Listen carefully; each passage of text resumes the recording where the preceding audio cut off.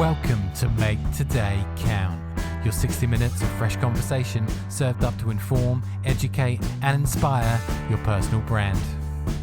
I'm your host Ross Dean, and each episode I chat to thought leaders, influencers and experts in their game who all have one thing in common: the desire to go the extra mile, pushing against the status quo to create a richer life for both themselves and those around them. Powered by compassion and driven by the need to leave the world that little bit better than when they arrived.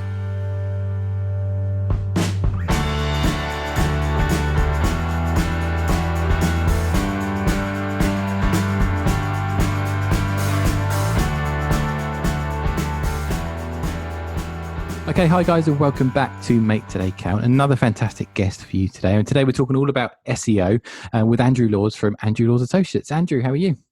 I'm pretty good. How are you? Really well, thank you. This is a conversation that I've been wanting to share with listeners, because I think for a lot of people, SEO is something maybe that they've come across before, maybe if they've worked with a web designer or something that they've kind of touched upon. But for a lot of people, it's kind of like one of those things they kind of know a little bit about, but may not know how to kind of make it really work for their business. Do you kind of get that a lot when you speak to people? That's certainly the first impression that a lot of people have. I think for a lot of businesses, they view SEO as, a bit like getting the correct inoculations before going abroad on holiday. They're kind of something they begrudgingly, they know they've got to do at some point. But part of my joy in my work is showing people that it's not just I guess we ought to do that. It can be really exciting. The results can be absolutely fantastic. Perfect. So before we kind of get into the conversation, if people kind of haven't come across your business before, Andrew, can you give us a little bit of a background and kind of how you got to where you are today? Absolutely. I won't go too far back, but it started in Wicker Market in Suffolk. Basically, when I was at school, I'm a musician and always wanted to be a musician. But back then, go to the careers office and they'd say, "What do you want to do?" And I say, "I want to be a musician." They say, "No, really, what do you want to do?" So ended up on a nursing course, and from there got taken by a friend into IT, and very quickly working in IT, which I did like. This is last century. It's a while ago. We started building web servers. This is about 1997, 98. And we were putting these web servers on the internet, which felt like being given a DeLorean at the time and just, visiting the future. It felt completely wild. And as a part of that, started building websites. And very quickly, I sort of realized that no one was finding any of these websites. I'd gone to loads of trouble to build a website showing pictures of my cats asleep in boxes. And for some reason, no one wanted to look at it. At least that's what I thought. And then there was this thing called Hotbot and another one called Alta Vista and another one called, there were lots of search engines. There wasn't a Google, but there were lots of search engines. And I kind of realized that if you wanted people to visit your website, you probably ought to make sure the search engines know you're there. From there, I went to go and work in the city for a couple of years. But then being a musician, I didn't want to have a job. I didn't want to have a full-time job because the band I was in at the time, we were starting to tour, which is nowhere near as glamorous as it sounds. Touring for us was usually sleeping on a sidewalk, sleeping on a pavement in Wolverhampton on a Tuesday after playing to no one for no money. But it was important to me. So I started working for myself and started offering SEO services. And that was quite a while ago. That's about 20 years ago now. So I've been around a while, but I've still got a lot to learn.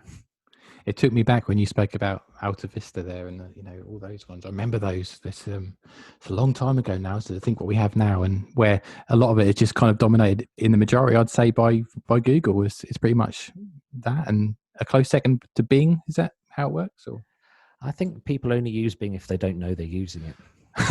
Maybe, yeah. You've installed something on your browser and you're not aware that it's being used at the time. Yeah, exactly. It's like, what was Internet Explorer most used for before the end? Well, it was most used for people searching for Chrome. Yeah. Actually, just as an aside, what's that? I keep hearing about one. Is there something about a duck? There's some kind of search engine now, isn't it? Yeah, DuckDuckGo is it's actually really good. If you look at it, it kind of looks like Google, but they don't track. They don't track any of your personal data. which is really interesting. I'm not quite sure where it's going to go, and I don't know how they're making money, No. because they don't carry a lot of advertising like Google do. But it's one to watch, and the nice thing is they also reward doing good things. They reward a positive experience. I mean, I'm sorry, I'm kind of diving right into SEO. No, it's good. Okay, well, I'll reel back a bit on that, because I think we might kind of cover that off a bit later. Yeah, no, it's just something that I'd heard a lot of through various podcasts and that, and it's interesting. But like you say, you know, what their model will be for generating money, I'm not sure, because obviously they can't run ads and that kind of stuff. Well, they might not need a model, which is one of the things that's really interesting to me, because there's now enough people with enough money in the world that some projects like this exist purely altruistically. Because one way you could look at, and I'm not making any accusations against Google here, of course, but one way you could look at DuckDuckGo, and it is just duckduckgo.com. You could view them as an ethical search engine, an ethical alternative. Yeah. And there are a lot of people who have made a lot of money who are prepared to foot the bill for things like that, just as they're part of giving back to the world, I guess. So it might be that they don't have to make money. Definitely one to watch. But no, thank you. I digress a little bit there, but it's just something that came up, and wanted to check that out with you. So I wanted this podcast episode, Andrew, to be kind of like a SEO kind of like starting point for a lot of people, because, you know, a lot of my listeners are business owners, solo entrepreneurs, that kind of thing, who are passionate about obviously their own personal brand and building that in all the areas that relates to, and obviously a way that we can kind of generate leads and so forth for the work that we do is through our website. But through a lot of conversations that I have, and no doubt you have the same conversations with people when you first kind of consult with businesses, is around, like, I've got this fantastic website, I had it all designed beautifully, but I'm just not getting the traction, or people aren't finding me by way of that. So I really wanted to kind of give an introduction to people about, you know, how they can take those small steps into kind of enhancing the SEO on their platforms there. But as a good starting point, I think I think most of us know that SEO is search engine optimization, is what it stands for. But what exactly is SEO, would you say, if you were asked, as I am now? SEO is an ideology, a set of things you can do, a way of thinking that makes your information as presentable and findable as possible to the search engines, and from then on the world. Does that make sense? No, definitely. It does. That's a really good way of thinking about it. Okay, I'm pleased with that. That was just off the top of my head. You've done this before. No, definitely. That's right. And I'm guessing, you know, because I guess for a lot of people, when SEO comes up, they immediately may think about, how I used to think about it was like backlinks and, putting lots of keywords on your website. Is it just about the websites and the words we kind of use within it, or is there kind of more to it than that? There's whilst the content's important, there's an awful lot more to it. And to just explain why, I'm going to very quickly go back to the dark ages of the internet and the dark ages of Google. When search engine optimization, so SEO, first started, you could rank a website by mentioning the word you wanted to rank for about 1 billion times on a website. Yeah. The very basic search engines were judging which websites were most relevant to the things people were searching for based on how many times that word came up on the site. So what happened sort of 98, 99 is that it didn't matter what you searched for online, you always found, filth normally. because they had the ability, for some reason, to generate a lot of content that just used the word sex. And it just overruled everything. And if the search engines had have continued to have that reliance on content creators, the world would be a very, very different place now. So while Google, I'm just going to start saying Google, there are other search engines, but they are, you might have heard of them, they're quite dominant. If they had have left the responsibility to content owners, it's a bit like without being too controversial, it's a bit like communism. Communism, in principle, is a really good idea. But if you have a small set of people within that ideology who will take advantage of that for their own ends, then the whole thing falls apart. And it was the same with the early days of the search engines. Trusting people to do the right thing didn't really work out. I mean, the sad thing is probably 99% of us did do the right thing and we did build good websites, but there was always going to be the chance that, well, potentially criminals, but certainly spammers could overrule that.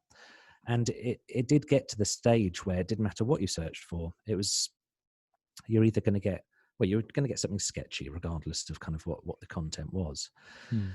So when Google came along, one of the really clever things they did is they looked beyond what people were putting on their websites and sort of looked at some of the things surrounding the website. So backlinks is certainly one of them. And when we say backlink, it literally just means a link to your website from another website. So if you were selling, for example, I'm being lazy and looking around my office here. If you were selling hi-fi speakers and you included a lot of information about hi-fi speakers on your website, that's a good thing. But if you've got lots of people talking about your hi-fi speakers on their websites and linking to you, it shows Google that you're a part of it. You're a good source of information for that. That's kind of one of the really key differences in early Google. And from that point onwards, they've just become more and more complex. Now, one of the things I really like about the fact that Google now looks at hundreds and hundreds of different things when they rank you, we call them ranking factors, that they're all there to try and protect the searcher and to try and return the best possible results. So for example, if it was just if ranking and coming up highly in search results was just based on backlinks, if I was selling speakers, I could say to my mate who had a completely unrelated business, can you just add loads of links to my site? And then, this is the way it used to work. Then I would rank better because Google would say, loads of people are talking about this guy. But I'd say the big difference with Google is that they just got better and better at understanding the way humans actually interact. So I said earlier that SEO is about portraying yourself and your information in a way that's clearly accessible and digestible. But the other part of it is ensuring that you keep good company, essentially, that you become a voice of authority in your niche.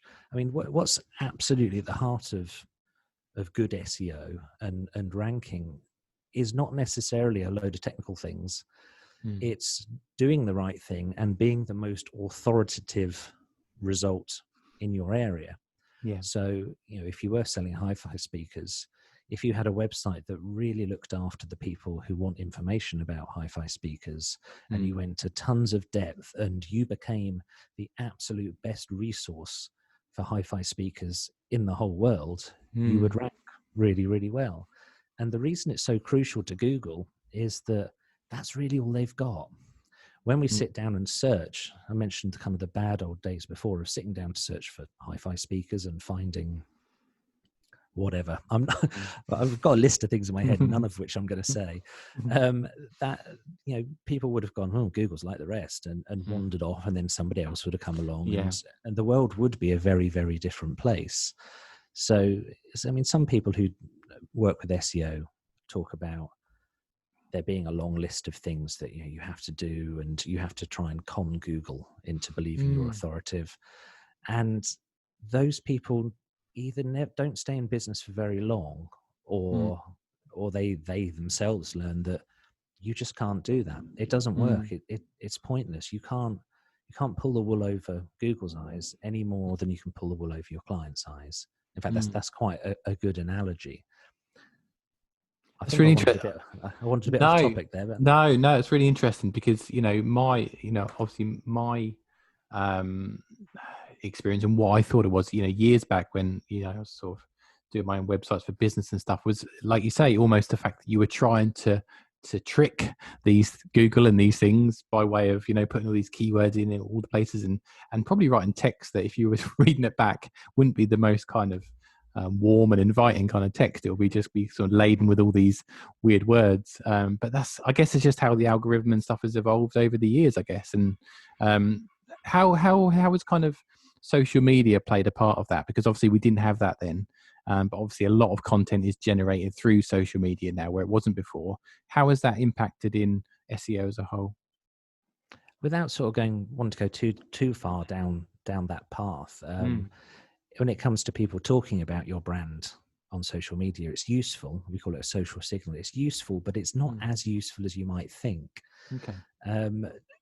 I just want to kind of step back a minute to going back to the backlinks, and we're talking about the perception of SEO with some people who might be quite new to it.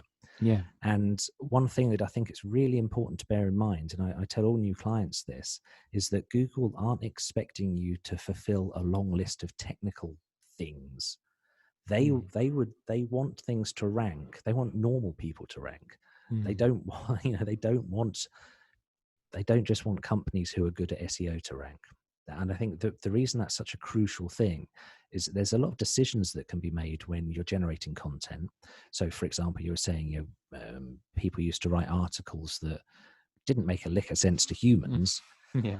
And if I'm going to be super skeptical for a minute, the reason Google stopped favoring websites that did that is that they were reflected in the whatever the glory, what the opposite of glory. So let me just quickly explain this as a scenario. You find Google in 2001, you think this looks interesting. You search for hi-fi speakers and the top result looks decent, looks interesting. You go to read it and the page says, welcome to hi-fi speakers. Hi-fi speakers are great. Would you like hi-fi speakers? Hi-fi speakers stuff. And, it worked for a little while, but the reality is that user who found that website will press back on their browser, then look at the next website in the results. So result number 2. And if that says, welcome to the home of hi-fi speakers are a place, do you know what I mean? And they then abandon Google. So it's definitely the case that being natural and doing the right thing, and I've got this phrase I always use of making the web a better place, will always do you better than trying to game Google. It's they're not the enemy.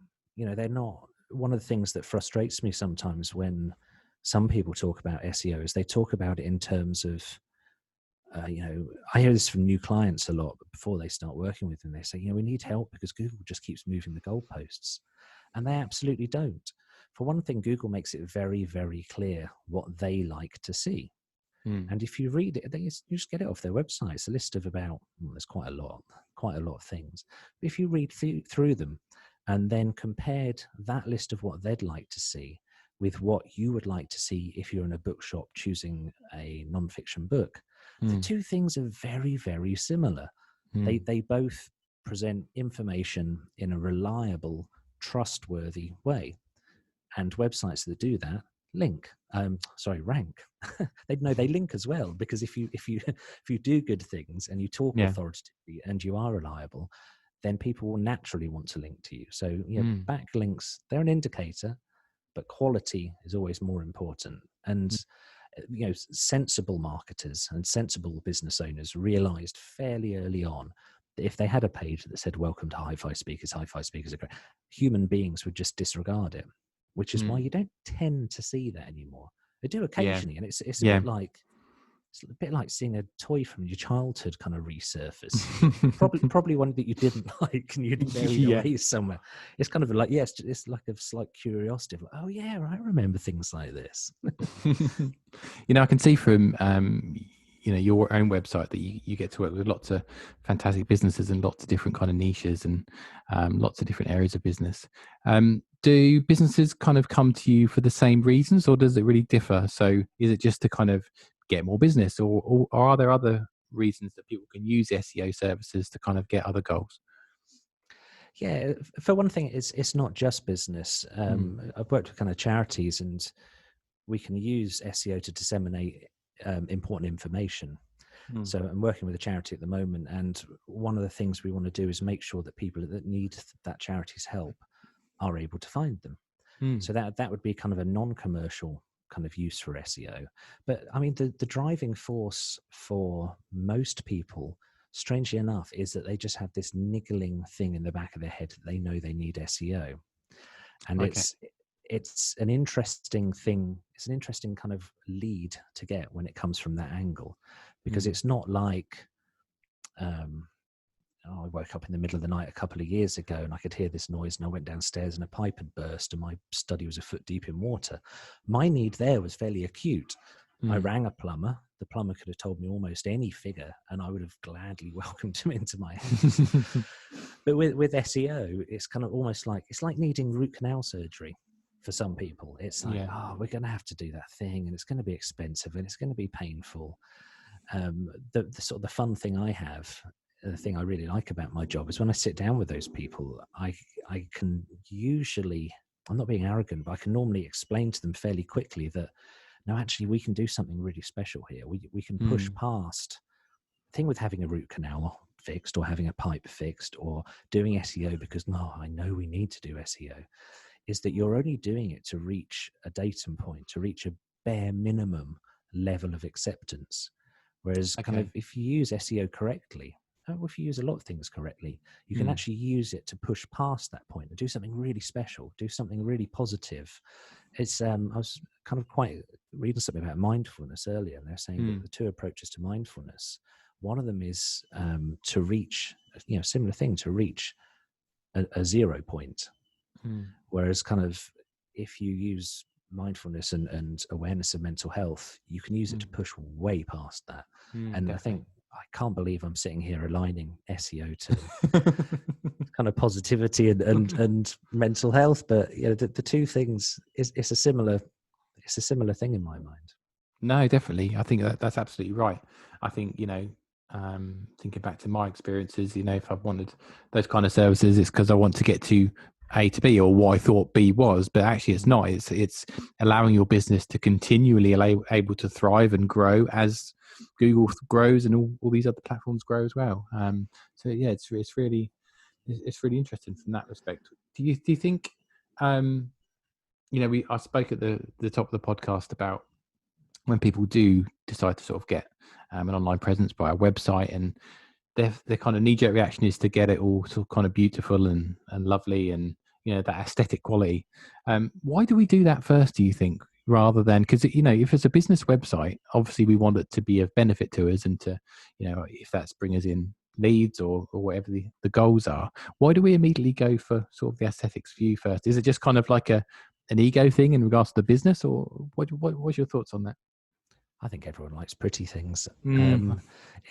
I quite like it. It's because I like it because it's the other end of the scale from the, do you want hi-fi speakers? Hi-fi speakers are great. It's the other end of that. If you run your own business and you're passionate about it, you've probably got some very, very strong ideas about the way your website's going to look. And True. I'm on board with that. That's fine. That's good. But the two things you've got to remember is it still needs to be a selling tool or a tool for sharing information if you're a non-commercial organization. But the other thing is Google doesn't see all the pretty stuff. Yeah, true. If they're spider. I'm really trying not to use kind of tech terms, but they're spider.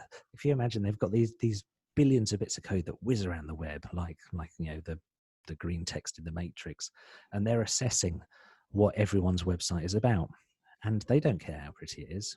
What they care about is how long people spend on the pages, how often people come back to your website, what actions people take when they're using your website. There's a lot of things. So prettiness, I mean, I guess speaking to you, Ross, as a photographer, your primary mode of impressing your work and showing off.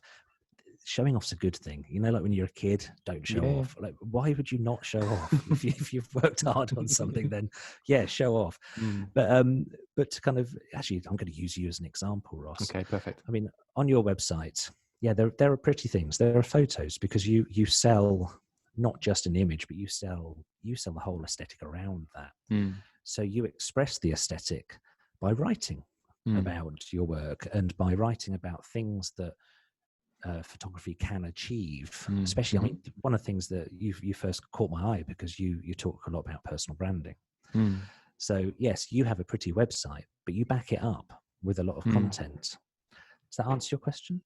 No, definitely. No, definitely. I think, from my perspective, what I found is that through working with clients over the years, generally we had similar things in common. I'm a great believer of kind of this like attracts like kind of thing. And when I got into conversations, if I was having a shoot with someone or having a consultation, generally they would be interested in the same sort of things.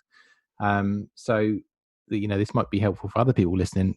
What I thought, and the reason why we're having this conversation via a podcast and some of the other content I put out is that, if they're into the same kinds of things, what other things could I put into the world via my website or social media or something that they would be interested in, that would then be able to make content? Because at the end of the day, as a photographer, you can talk about how to take a photo or all that kind of stuff, and there's loads of people that do that same thing. But similar to what you just said before, is find a new ways to kind of communicate to your ideal client. And so that's kind of what I want to achieve by some of that. It's been really interesting, that kind of journey, because initially before I was just kind of talking about photography and pretty pictures and that kind of thing. But it's if you sort of open that up a little bit more and sort of focus in on what that client potentially would like to hear about, I think that could be quite powerful, I found. Absolutely. There's a lot of companies, especially in the creative industries. And I mean, I'm an SEO. I'm not an SEO. I do SEO. But I consider myself very much a part of the creative industries. And a lot of creatives' websites tend to say, "Here, look what I've done." Yeah. And that's incredibly interesting if you're the person who's done the doing. But if you're not that person, harshly and cruelly, a lot of people really aren't interested. Whereas if you can express it and say, put a human emotion and forge a connection with your reader, then you're going to do better, and people are going to understand what it is you do better. I mean, a really kind of one of my examples that I often use is that I have a client who sells industrial adhesive application equipment, and it's within a certain narrow temperature band. I mean, this is about as niche as it can get. So we have to on the website, we have to state these are the technical specifications. But we know that the people who need to buy this equipment, they have a choice between my client and other clients, and they're not just going to compare stats and tech things. So what we get across is an emotional connection with the potential buyer. And the way we do it for this website is we say, this product, we've spoken to people, we know it's easy to use. And a lot of the idea we're trying to get across with this product is that, you turn up for work, your boss says, here, do that. You can do it with this and your life's going to be easy and you're not going to have hassle. So it's never just a cold statement of fact. Nobody buys that way. We're all emotional creatures, however suppressed, however much we might push down that emotional response, we have it to the most mundane things sometimes, but it's always there. Yeah. I keep harping on about this, and I've mentioned it on the podcast multiple times, but I don't know if you've read a book called Building a Story Brand by Donald Miller. That's a really fantastic book if anyone is sort of looking at how to connect and kind of speak to their ideal client through their website or whatever else. And it talks about being the guide. So you're not talking about yourself and how fantastic you are, but you're showing that this person's got a problem, like you said with that adhesive company. This person's got a problem. How can you guide them to make their life better? So that's a really interesting book. That sounds really good. Can you send me the link for that afterwards? Yeah, no, definitely. Yeah, definitely. Also, search, because they've got a podcast as well, which is excellent as well. So I love this at the moment. I've just finished a book called The Miracle Morning. Yeah. I think it's quite a famous book, but the thing I like about these books now is that you can read them, then find a podcast, and you're buying into the story. They're fulfilling the very thing they're explaining. And allows you just to continue that conversation, I think, and find more. Is that how Elrod, isn't it? I think that one. That's right. Yeah. Yeah. Okay. Yeah. Unfortunately, one of my favourite books, which I'm always happy to recommend, and I think they should probably teach it in school. Unfortunately, the guy who wrote it isn't around anymore. It's a guy called Dale Carnegie, and the book's How to Win Friends and Influence People, which I think in the 40s or 30s, possibly, when it was written, would Yeah. have worked. But now I think it makes it sound a bit greasy, and it really isn't, Mm. because it's a book that the title of the book might as well just be Just Shut Up. Just shut Yeah. up and listen to other Listen. people. And it's the whole book is so packed with Mm. advice. It's so easy to read, and I think it's relevant to SEO. See, I've Mm. remembered we're talking about SEO. It's relevant to SEO. It's relevant to copywriting. It's relevant to marketing, because the whole thing is, most businesses who fail is Mm. because one of the reasons can be, so I don't want to talk indefinites here. One of the Mm. reasons can be someone decides they've got a good idea. They don't do any market research. And then on all their imagery, all their copy, all their website, Mm. all the social, they're blasting people with their message like a foghorn. That, Mm. we are not Stone Age men anymore. You don't have to beat a drum to get people's attention. You can Mm. listen to people, make friendships, make relationships. And that it's so directly related to SEO, because we were Mm. talking about backlinks earlier. And Mm. one of the best things you can do to develop backlinks is, well, don't be a jerk. Yeah. Build relationships with people, because Mm. if Google, being very kind of cold-hearted about it, if Google can see that you're a treasured member of your community, Mm. it's in your niche, or your industry, Mm. then they respect that, and they view that as authority, and you'll rank better. Mm. It's so I've trotted that out at a few things recently when I'm asked what the best SEO book is, and it's How to Win Friends and Influence People by Dale Carnegie, and it's Yeah. nearly 100 years old. No, it's amazing. Some of those books that were written, years and years ago, you can pick them up at any time and they can be so relevant. I think that's the art of a great book, I think, in that it can really appeal at any time. I'm a complete bibliophile, and I Mm. collect very old books. Mm. And one of the types of books I'm always looking for is marketing books. And Mm. I found a marketing book it's not there anymore, but a gorgeous old bookshop in Holt in Norfolk. I think Mm. it was written about 1904, Mm. and every single page of that book is relevant to modern marketing and SEO. Nothing's Yeah. changed. Humanity, we're still just bags of meat flail around on a spinning rock. Not that much change. If you're gonna quote me on this, could use that as the quote. Yeah, there we go. That's your new tagline for Let's go on the website. all future marketing. It's going to have that on. Everyone's just bags of meat on a spinning rock. You mentioned there before about kind of what people do wrong, and I think for a lot of us, sometimes we just have to go through it and make these mistakes. And as part of the sort of the idea I had for the podcast is to invite people into conversations with people that have been there, done that, so that if you're maybe starting off and you're listening to this, maybe you'll get there a bit quicker. And that was one of the kind of the hopes and that I had for it. When it comes to SEO, do you think when people kind of come to you maybe for a consultation, and maybe they've tried SEO before, or maybe they've tried to do it themselves, what do you think generally they've just been doing wrong? Is it something that you see all the time, or is it kind of a mixture of different things?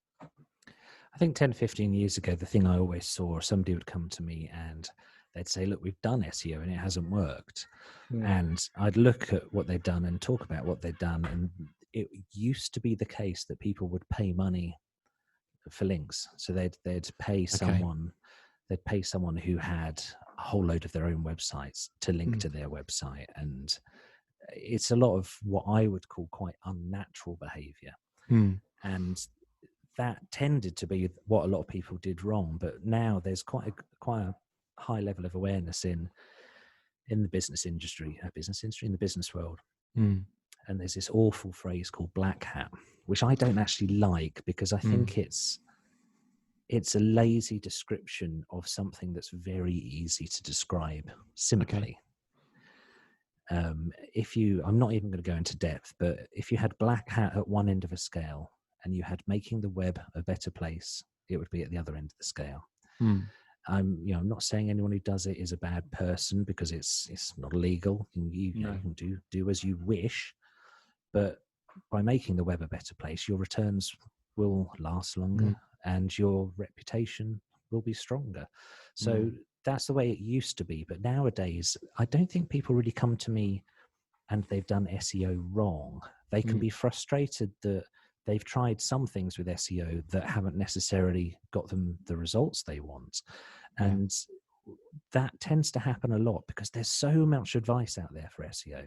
There's so many blogs, there's so many SEO professionals, to be fair, Yeah. who, as a large part of their personal branding, bang a drum and crack rocks with their message and say, you must do this, you must do this.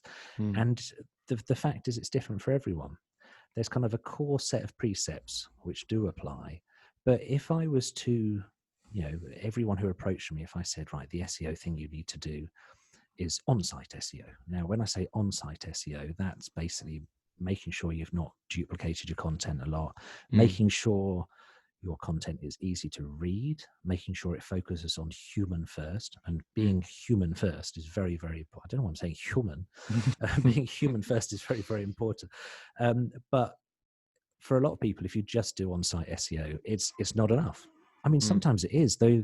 I don't want to give too much away, but the industrial adhesives client I talked about, we did the on-site SEO and they shot to number 1, and it was almost like, oh, hang on, we haven't done anything else yet. But there's almost every other client, if I went to them and did that first and only did that, I'm not going to get any results, because it's just one part of what you do. So I sometimes get clients who come to me, and sometimes at networking events, people scoff and say, well, I've done SEO, didn't do anything. And I just say, okay, well, that's a shame. There's a lot. It's a broad church. I kind of want to say, don't give up on it. It just means that for your industry or what you're doing, that might not work. There are some industries. I've been making videos for LinkedIn for a while. I did about 50 in about a month, and one of them was talking about the times that SEO isn't the right thing to do for your industry. I mean, an example off the top of my head: recruitment as a whole, SEO is worth doing, but you're going to struggle to dominate because there are some very, very big players in the market. Yeah. And it's not to say you can't beat them, but if your resource is less than theirs, you might be better off using kind of LinkedIn outreach or actually getting out of your, or when we can, getting out of your house and going to network events. SEO, it's not a panacea. Panacea, is that what I mean? It's not a tablet you take that will work every time. And for different industries, different things work. So we've talked about you with your photography, and I was saying, I really like the way you tell a story, but the emotional connection you make, although you always need to make an emotional connection with a customer, because people buy from peoples, they don't buy from robots yet.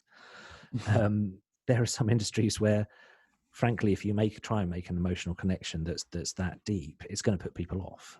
So it's not a cookie cutter thing, not at all. That's where the creativity comes in, actually. Yeah. So I guess what I'm hearing is that it's important to find someone and work with someone who can really understand kind of the ethos around your brand, what you want to achieve, how you I guess your tone as well, and how you speak to people and how you speak to clients, and rather than just going to someone that can link you up and give you some quick wins. I guess it's a long game, isn't it? It is a long game, which is why SEO isn't the only thing I do. I mean, it's there on my LinkedIn profile, it's there on the website, because ultimately it's something people search for. But speaking to a potential new client recently, I said, SEO is crucial. It's the power. It's the thing we like doing, but sometimes it can take a while. So let's do some other things that get you more business right now. The old fashioned way of describing it would be, let's make the phone ring now. Let's not plan and plan and plan. Let's do something. Let's make money now. And that's great from the client's point of view, because it's something tangible that they can see some progress, and then they're more engaged to want to move forward, I guess. With absolutely, I'm telling you all my kind of new client conversations, which I'm fine with. I'm a fairly transparent person. But I was speaking to someone a few days ago, and they said, well, we're happy to invest, but we need results. And I was saying, well, absolutely you do, because there's been a bit of a trend in SEO where some people are still looking for what I would call vanity metrics. Okay. So, for example, I could send a ton of people to your website, And I could say, hey, look, these 5,000 Yeah. people hadn't visited you before. And I would absolutely expect and almost demand the business owners to say, do you know what? None of them bought anything. Yeah. Because was it numbers of vanity, profit sanity, I think is the phrase. And it's something that's absolutely crucial to SEO. A lot of SEO, we think about the motivation of the person searching. So if you were selling hi-fi speakers, let's stick with that, I wouldn't be interested in ranking you for hi-fi speaker jobs, for example. Yeah.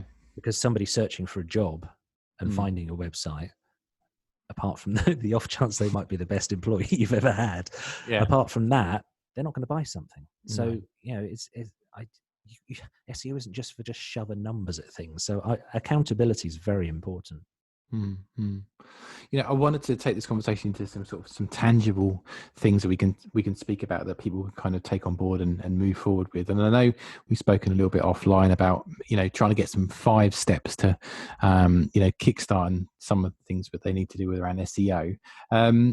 Should we kick off with the first one? What are your thoughts around the first thing to think about with SEO? Yeah, I'm going to try and make it sound like I didn't prepare these, but absolutely did. Okay, 5 tips. The first tip is don't panic, which I have entirely stolen off Hitchhiker's Guide to the Galaxy, but it's because it's a good one. It's quite potent. Don't panic. If you're saying what motivates some clients to get in touch with me, sometimes it is, oh my God, all our competitors are rinsing us in the search results. I can't search for anything without finding them. Don't panic.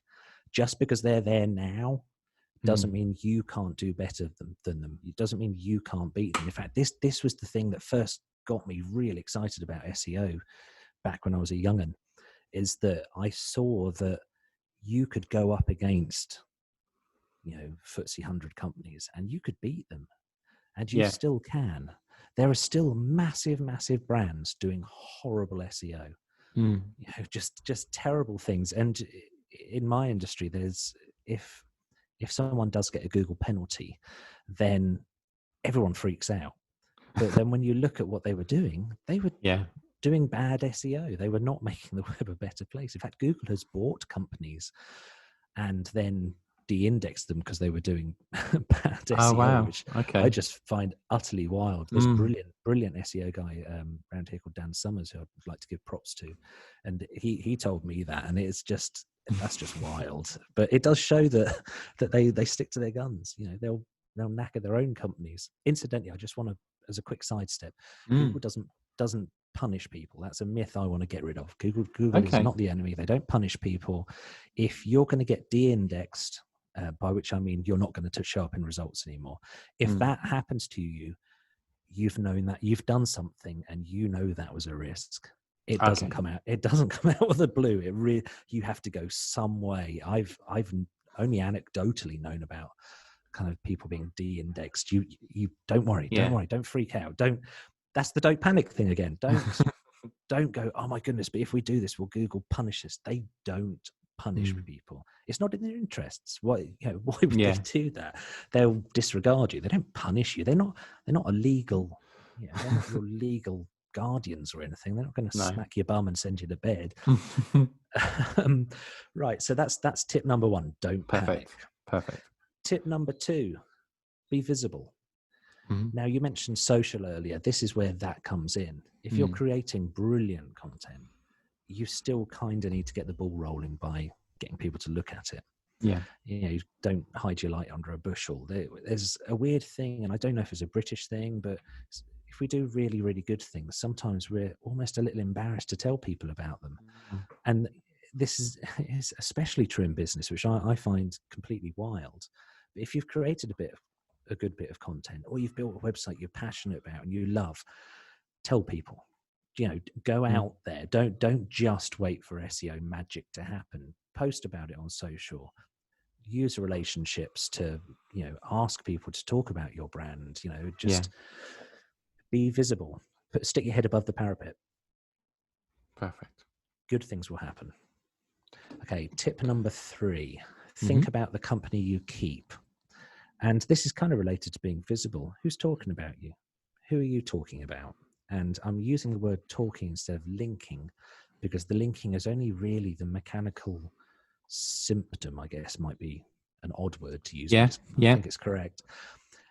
If you say to someone, if you cold outreach to someone, if I didn't know you, Ross, and I said, I've just written an article about how brilliant headshot photography is for personal branding, can you just link from your website? You'd be like, I don't know.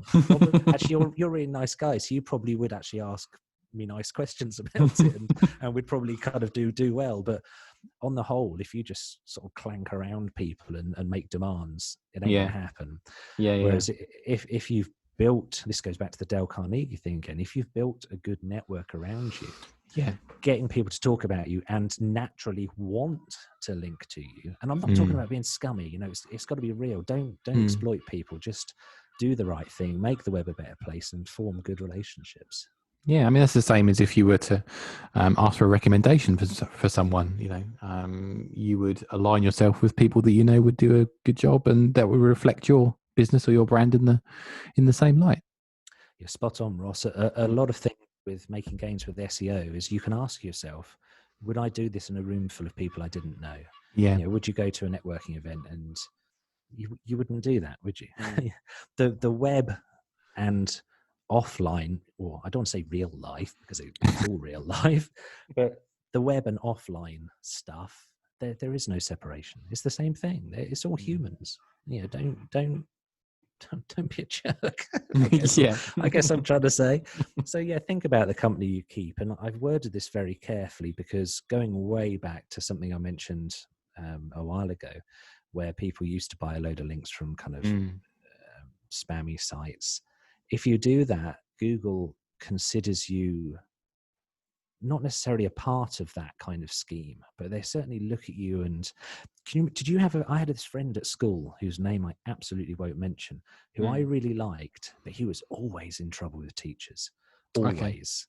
And he was a great friend, but I can remember changing to upper school at my school, and the teachers saying, Andrew Laws, you're friends with such and such, aren't you? Then, and it sort of, it sort of reflects negatively. So that's the only reason I've kind of very carefully mentioned that phrase, but I don't want to leave that as a negative. It should absolutely be a positive. Think about the company you keep.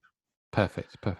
Okay, so tip number 4, think about how Google might view your website. Now, we mentioned this earlier, and you kind of walked around the topic really nicely. But if you might have the best looking website in the world, but if you were to strip away everything visual or everything goopy, everything that whizzes and moves around, what substance is actually left behind it? If you want to get real hardcore about this, then think about how a blind person might view your website. When blind people use the web, they use screen readers, and screen readers basically go more or less from top to bottom, and they only read the text. So if you're trying to motivate, if your primary motivation on your website is a big flash image or something like that, or it could be audio, and consider how a deaf person might view, might absorb your website. That's kind of how Google sees it. They're little bits of code. The spiders I mentioned earlier don't lean back in their chair and go, "Whoo, look at those graphics." They don't care. So it's kind of like try and see your website without the pretty bits. I think that's a nice summary for kind of my 4th tip. And my final tip, I think, is particularly pertinent to a lot of businesses, and that's just to be consistent with your SEO. SEO isn't a massive switch. You don't do an SEO. I think I managed to put an extra vowel in SEO then. Anyway, you don't do an SEO. You think in a certain way. And the way of thinking is, will it make the web a better place? Will I make myself understood? Will this motivate the people who visit my website or become exposed to my brand in a way that is mutually beneficial? So be consistent. Just have it in the back of your mind. I know we all have a lot of things to try and balance in our daily lives, but just having that little kind of, could I push it a little further? Could I do a little better? Could I make that a little clearer? In my experience, that's one of the most positive things you can do. Yeah. I've got down in my notes here as well about consistency. It's something I want to kind of mentioned, but from what I'm hearing is that, it's not something like you don't do an SEO, as you say, you don't get up and do an SEO each day. It's just, from what I'm hearing, it's just being consistent in putting out good content, and making sure you're aligning yourself with like-minded people who are going to take you further. Is that good? Ross, you've summarized my entire life. But from what I'm hearing, is that true? Is that kind of what you want to be doing? Yeah, absolutely. Just always think, how could I make the web a better place? Because for one thing, we'll only get, we're only on this spinning rock as bags of meat for a little while. So why wouldn't you do good things? And that will come across in everything you do, in everything you write, all the imagery you use, or the way you interact with other human beings. It all comes across, and ultimately that just happens to align very, very well with what Google want to see. They want to see the web a better place, partly because it makes them trillions of dollars, but that's it. No, I love that. I particularly love that because I think, as business owners and as people that want to kind of move forward with whatever they're doing, we love a checklist. We love something that we can do, or we love there's a lot of speak about people want to know from billionaires what they do in the morning, how they get up and what they do. But it's generally all comes down to the same thing. Just look after people, be kind, put good stuff out, and it will come back to you at some point. And that's heartwarming to hear. I'm absolutely on board with that. 100%. Really, really am. Perfect. I think, there'll be a lot of people listening to this thinking, this is something I really need to get on top of. Maybe the podcast has been a bit of a prompt for me to kind of start looking into this because, my website's not performing as I'd like it to do. If someone was looking for someone to work with in their SEO, as there's lots of different people out there that do lots of different things, have lots of different approaches. And it can be quite overwhelming, I would imagine. What advice would you give for someone that's looking for someone to help them out with their SEO? Is there anything to keep an eye out of, or to ask them, or anything like that? I would honestly say that the people I respect, especially locally, who are very good at SEO, are the people that take the time for their clients and make the effort to understand. And I mean, understand on a deep level. My mission for this year, which has gone slightly skew-if for various matters outside of my control, I decided at the beginning of the year, I don't want to work with any clients who I wouldn't be happy to invite to a family barbecue, which for me is quite a potent thing. It's literally, would I be happy outside of work? Would I be just as enjoy this person's company just as much? And I'm very fortunate that the clients who've been with me for a long time are that way. Kind of I've got one client and I have these like 3-4 hour long meetings with him. And when I tell my friends, they're like, oh my goodness, that sounds draining. I'm like, yeah, it would be if the first 3 hours weren't talking about guitars and music. And the final hour was like, oh no, we've got a list of things we need to go through, haven't we? So I would say, if you don't get a good feeling when you've spent some time talking to someone who provides SEO services, if you don't feel that you would naturally speak to them down a pub or wherever, then just listen to your heart, listen to your instinct. And the reason I like this as a piece of advice is SEO shouldn't bamboozle people. It's a tool that complements your business. It's not a tool that should overwhelm your business decisions. So if you were speaking to someone and they said, we can do all these, and then they unleash a string of acronyms or industry talk that means nothing to you, then that might not be the right person for you. Now, I'm only saying might not, because if you're the sort of person that really digs industry speak, and that's what I mean, for me personally, I mean, one of the things I like about SEO is I like how it's so peppered with complete nonsense that I then enjoy decoding and explaining. Mm. So, you know, I did some work last year. I did like a 4-month project with someone, and they wanted to know. They were like, what's Okay. SEO? Yeah. What is this? What is this? And I said, oh, yeah, okay, I'll happily tell you. But I Mm. don't use it to impress them. Again, it goes back to the party or the kind of the networking event thing. Mm. If you use SEO, if people use SEO as a way to try and impress people, that's the person who walks into a party swinging their Mercedes key fob around their finger, and do you know what I mean? You naturally go, oh, okay, he's clearly done well, but I'm not sure I want to spend a lot of time with him. But it's all just people. It's human relationships. I personally, I think you should choose who you work with for SEO the same way you choose, For I don't know, anything. your hairstylist or Yeah. So I'm just saying that because I caught my reflection, and my 9-year-old daughter was the last person who cut my hair. So as lovely as the job she did was, I think the time may have come for me to actually go to a hairdresser. No, I think you're absolutely right. I think, you know, for anything in business, particularly, you know, there's nothing worse than having to get up in the morning knowing you're going to do a job with someone you just don't connect with, or you don't really feel you can be passionate about, because no one gets anything out of that association. You know, you're not going to go into that piece of work being fulfilled, being excited, giving it your best. They're not going to get the best of you when they're working with you. So pass on to someone else that is a better fit for them. There's no problem in that at all.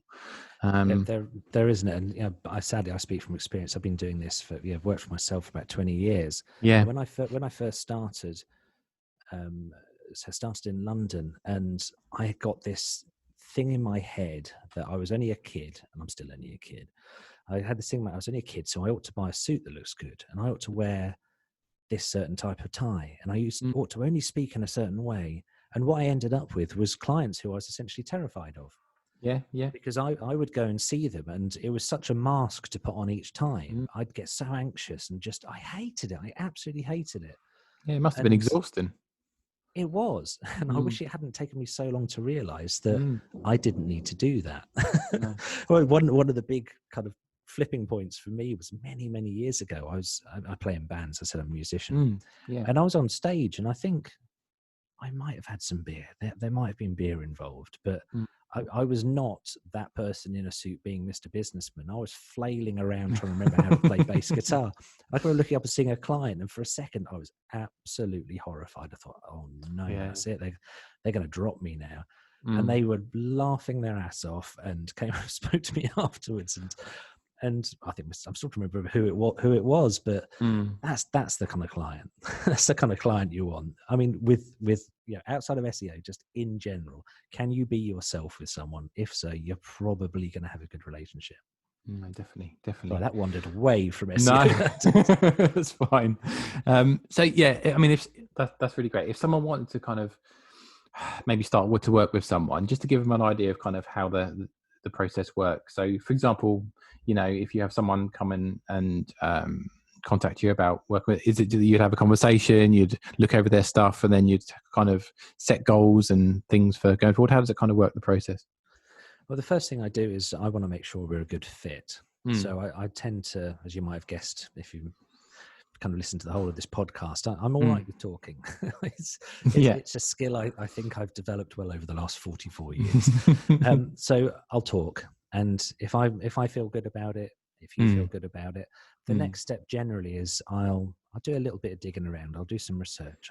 I personally believe it's unethical in SEO to work with two companies in the same industry. Okay. Not the same industry, the same niche. Well, ultimately, because I discover opportunities which I literally hop around the office getting all excited about. If I had two people in the same, how would I choose? Would it have paid me the most? So anyway. So get them in a room together and have to fight it out. I don't know what happens. Well, I'll give it a go.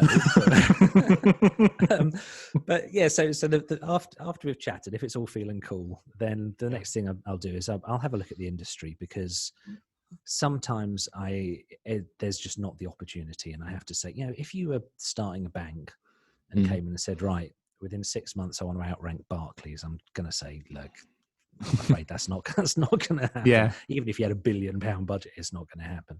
So the next thing I do is I check that that there's good opportunities, because I can tell. I've got a list which I did a podcast about, and if anyone listening wants it, just get in contact. I'll give you this list. It's called The Fastest Way to Learn an Industry, to spot opportunities in an industry. So I'll have a look, and if I see a lot of opportunity, then I'll do the proposal thing, because I still have to do the business like stuff.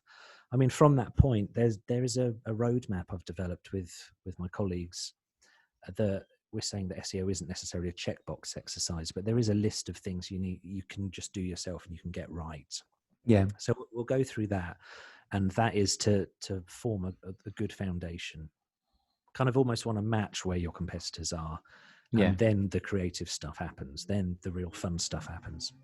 Yeah, definitely. And we look around and we say, do you know what? No one in your industry is doing this. And to be honest, what happens sometimes is my client will say, yeah, no one in the industry is doing that because it makes you look like a jerk. I'm like, oh, okay. But sometimes it will say, well, why is everyone in your industry go to exhibitions? Why do they all go and stand in an empty aircraft hangar and get miserable for 3 days?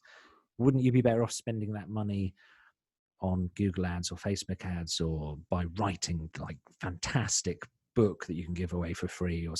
So the process is, it tends to take sort of 2-3 months to get through the initial roadmap and get everything ready, and that's kind of like tuning up the machine, really.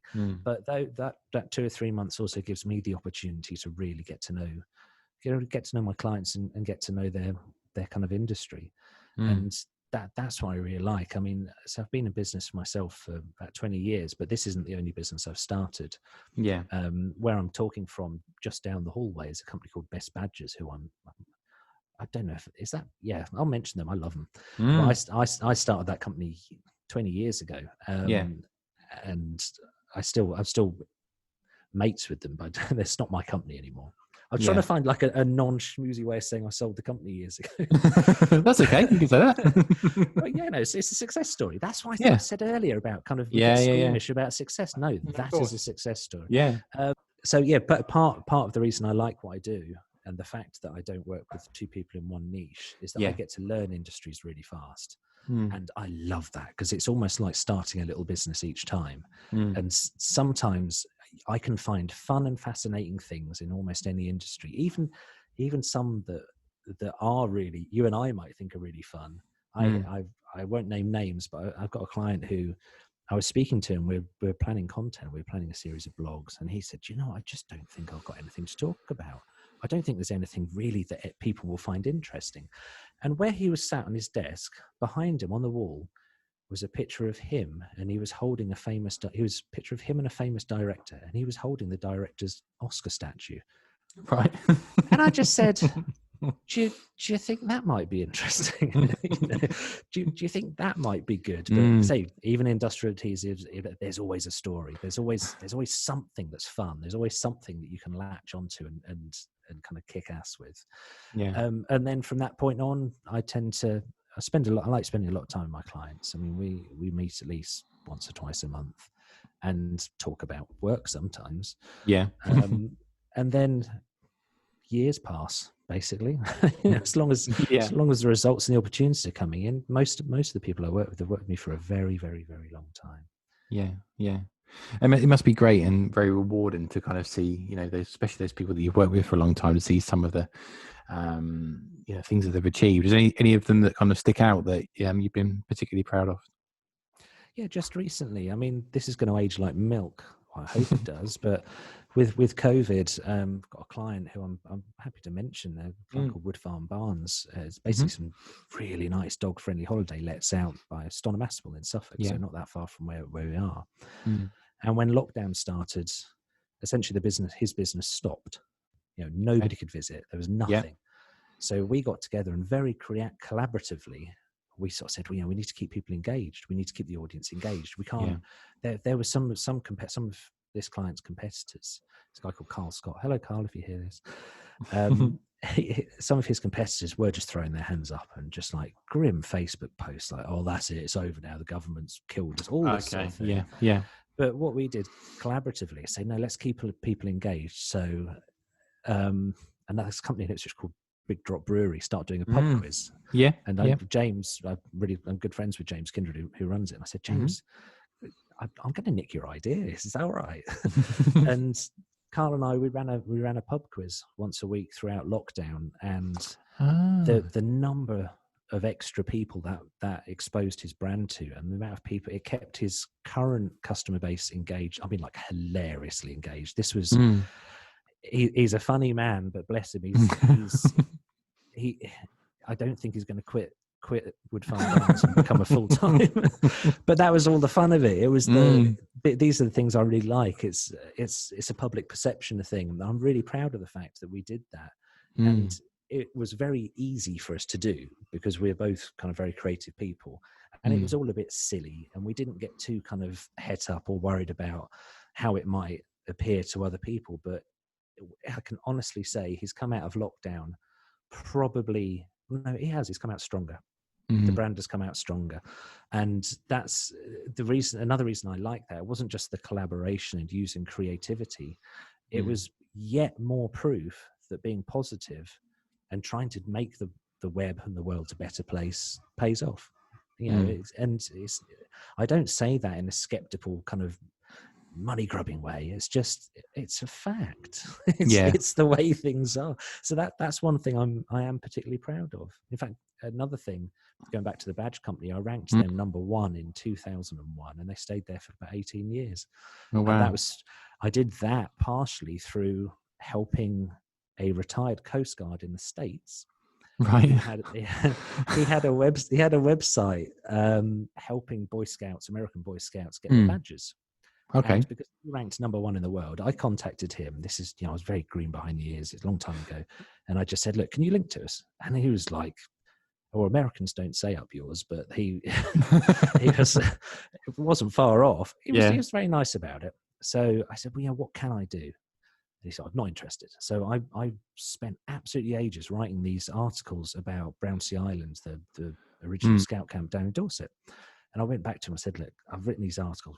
You can just have them. And I didn't ask for a link. I just said, look, have them, because I can see what you're doing. I was a scout myself, and I was in the Boys Brigade, which is contagious to be in both. And he was like, that's great. I nearly did an accent then. That would have been a mistake. He was like, that's great. And I didn't ask him for a link, but he linked through to the website. And in this country, Best Badges went to number 1, and it was there for 18 years. That's another thing I'm really proud of, because there was nothing squirmy. There was nothing weird. No. It was just, do you know what? Can I do something positive? Yes, you can. There's the result. It's not always that instant. That's that's quite exceptional, really. But yeah, I like that. So there's collaborative creativity with Wood Farm Barns, and just trying to make the web a better place with Best Badges. That, I think, they're probably the 2 things that sum up what I get a kick out of actually in this job. Yeah, no, I love that. And what I particularly love is that kind of ethos around, going into situations, what can I do for you? Not immediately asking what can you give me, but what can I give you? And I think that kind of rule of reciprocity is very powerful. And I think if you go with best intentions, but with no agenda and just, no expectation, but just generally going out to help people, I think you'll be looked after in some form or another. Absolutely. I have this, I probably might be making mistakes saying it on the podcast, but I kind of have an unofficial rule with my business. Anyone can contact me, anyone can ring me, and I'm happy to speak to anyone for free. If I have to start doing a lot of typing, or I have to kind of go to meetings and stuff, I'm probably going to ask you to make a financial contribution. But just before coming to the office today for this meeting, I had a phone call from a friend who had a technical SEO point about his wife's website, and they're not clients, but totally happy to speak. I really want to demystify SEO. I want people to see that Google wants human beings to rank. They don't want automated robots who know the secret source. There is no secret source. There is no black magic. It's just do good stuff. So if anyone wants to contact me, go for it. I can't see. I might regret that. No, I won't. I won't at all. I tell you what. Let's set something up. If it's all right with you, Ross. Of course. If you're listening to this podcast, send me an email. It's andrew@andrewlaws.com. But in the subject line, put Rostein Rocks. If I see that, I'll be right on it. Okay. You know which one? Send me your weird questions, and I'll know where you've come from. Fantastic. Thank you for that. This podcast is called Make Today Count. The reason for that being is that I wanted people to get into new conversations about new subjects, maybe things they hadn't even come across before. And from that, have inspiration to the very next day, put something in place to take you one step further to where you want to be. And I know we've spoken about 5 different things, some of those really great tips there. But if there was one thing, Andrew, that someone would listen to this now, they've pulled over and they're thinking, I really want to move forward with this. And what could they do, that one thing tomorrow, to kind of put them on the right place, a small step to set them on the right track, do you think? Probably have a listen to my podcast. There you go. It's called Internet Marketing for Humans. I'm developing a course at the moment. I said SEO isn't a checkbox exercise, but there are certain things that I just want people to know, because you can empower yourself with SEO. So I would say the one thing, apart from listen to my podcast, the one thing would be stop your car, shut your eyes, think about how your business is perceived. Don't shut your eyes before you stop the car. No. Don't do that. But just think about how your business is perceived. And it's likely to be different to how you think it's perceived, because obtaining objectivity is very difficult. But just think about it. Think about an alien coming from Earth who for some reason happens to speak your language. What would they see? If they looked at your website and your presence on social, what would their first impression be? What would that be? I think that is a good seed. That's a good starting point for any SEO journey. Perfect. Then we'll link everything up in the show notes as well, so people can link through to the podcast and check that out. It's a really good listen for all aspects of marketing. There's a really great guest on there. I've been enjoying those recently as well. Thank you. So what else have you got going on? You mentioned about a course. What's that all about then? What are you going to be doing with that? Well, I've really enjoyed doing the podcast, and my sort of, as I say, my continued mission to demystify SEO. I like teaching people. I like helping people. So I've wanted to develop a course, because there's some people who contact me, and contacted by someone recently, and there's no budget at all for what they need. That they don't have a budget, and I say I'm always happy to help for free to a certain extent. But I felt that I was not providing them with something to empower themselves. So the course has come about, and there is a small fee for it, but the course has come about because I want people who can't necessarily assign a budget, or don't trust SEO enough, or just want to see what it does for themselves.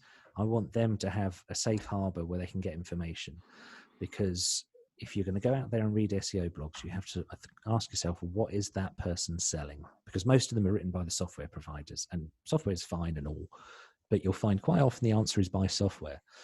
So I want to provide something that just says, go through this. You have the power. You can make today count. So you go. There you go. Roll the branding in there. There we go. That's it. I mean, outside of that, this isn't the only thing I do. I'm a very active musician. I've written novels in the past. And the other thing I want to do as soon as I can is get back out and start playing on stages and start being creative in that way, because I've really missed it. Yeah. Perfect. And how's the best way to kind of get in touch with you? Is it through the website or social, or where's the best place? However you like, really. I mean, andrewlaws.com, or if you have a look on LinkedIn, have a look at Ross's, go find Ross first. We're connected on there. So if you search kind of Ross's connections, if anyone still uses carrier pigeons, I'd love to receive a carrier pigeon with a little note tied to their ankle. Do they have ankles? I don't think so. Any old how. This is not for me. I'm here to help people. I'm not here to dictate what they need to do. Yeah. On my account. I'd love to hear from you. I like to talk about all sorts of things. Perfect. I like to end every episode with gratitude. I think that's super important. And I think that, from our conversation today, I think I'm right in saying that it's something that you find definitely helpful in what you're doing. So I just want to say thank you, and to thank you for all the content you're putting out in the world. Thank you for what's particularly has impressed me about you is the way that you kind of decipher some of this stuff. I think for a lot of people that own businesses, it can be a bit of a should I touch it? Should I not touch it? Sort of thing with SEO. And I think, with the more people that kind of get in touch with you, see your content, they'll soon find out that there's ways in which you can easily understand some of this stuff. So thanks for doing all that. Thanks for all the fantastic people that you've been working with on, I can see from your website, and all the fantastic clients you've had over the years, and to think that you've been working for people for that many years and for the same contract is amazing. So that's amazing what you're doing, matey. Keep it up. Well, thank you ever so much for having me a guest, and let's make the web a better place. It's not owned by faceless corporations. The internet is ours. Let's remember that. Let's make it better. Perfect. So guys, if you've been listening to this and there's something that's really resonated with you, we'd love to hear from you. So as you say, you can fire an email off to Andrew if you really want to, and you can what can they ask you? Anything about music, or they can ask me why I keep wanting a carrier pigeon. There we go. There'll be a niche coming your way soon. But no, if there's anything that's resonated, we'd really love to know. So feel free to get in touch either via the website or via social media as well. Also, if you haven't already, we'd love you to subscribe. So wherever you listen to this, be it Apple Podcasts, Google Podcasts, Spotify, or over on YouTube, we'd really love that as well. And also a review. So if you love what you're listening and you'd love to give us a lovely 5-star, if you want to, just drop it in there. You can do so as well. But until next time, I've been Ross Dean. This has been Make Today Count, and I'll see you next time. Take care. Bye-bye.